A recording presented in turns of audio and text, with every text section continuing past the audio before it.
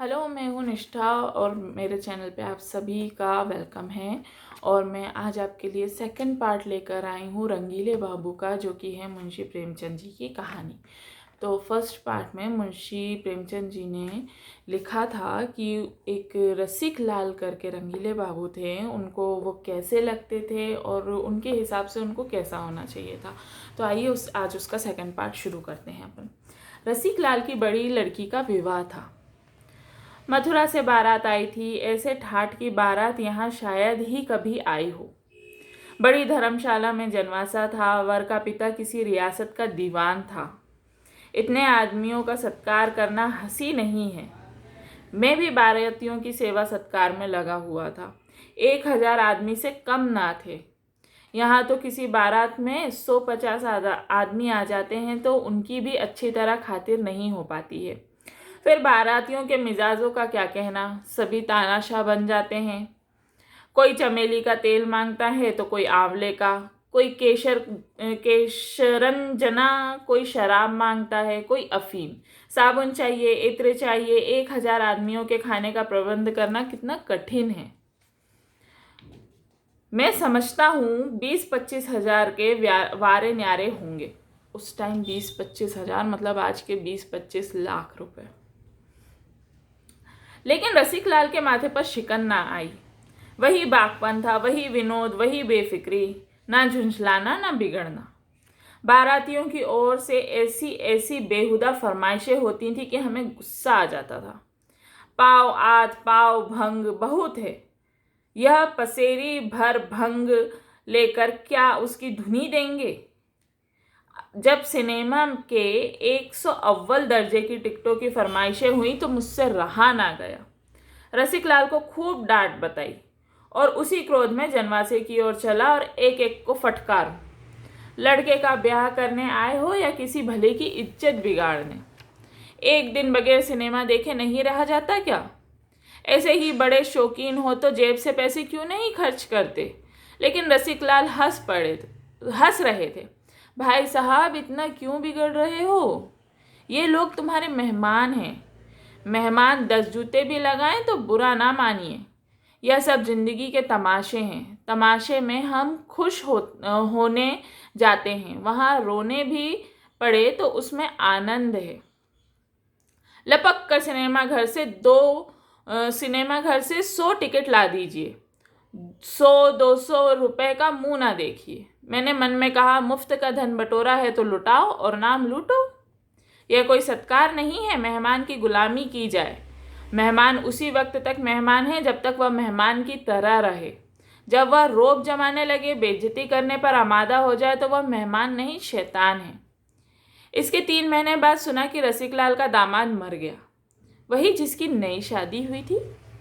Civil services के लिए England गया हुआ था, वहीं निमोनिया हो गया। यह खबर सुनते ही मुझे रोमांच हो आया। उस युवक की सूरत आंखों में दौड़ गई। कितना सौम्य, कितना प्रतिभाशाली लड़का था और मरा जाकर इंग्लैंड में कि घर वाले देख भी ना सके।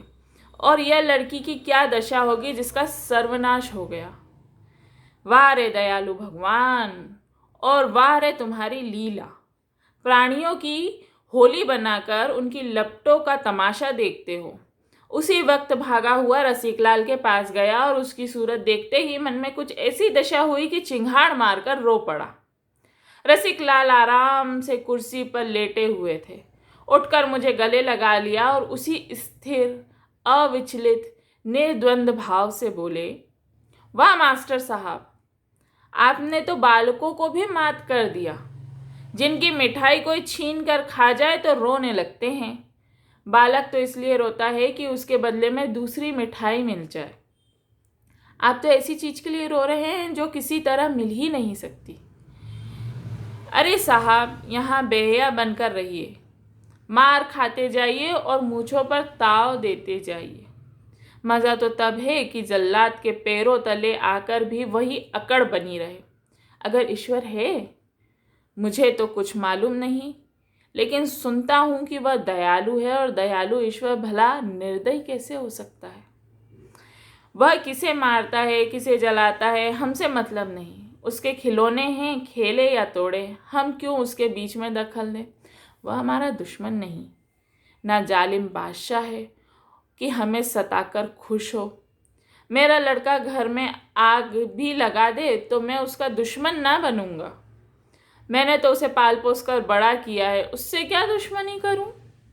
भला ईश्वर कभी निर्दयी हो सकता है, जिसके प्रेम का स्वरूप यह ब्रह्मांड है।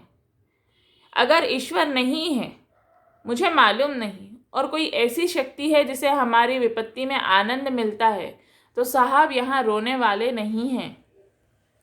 हाथों में ताकत होती है और दुश्मन नजर आता है तो हम भी कुछ जवां मर्दी दिखाते। अब अपनी बहादुरी दिखाने का इसके सिवा और क्या साधन है कि मार खाते जाओ और हंसते जाओ, अकड़ते जाओ। रोए तो अपनी हार को स्वीकार करेंगे।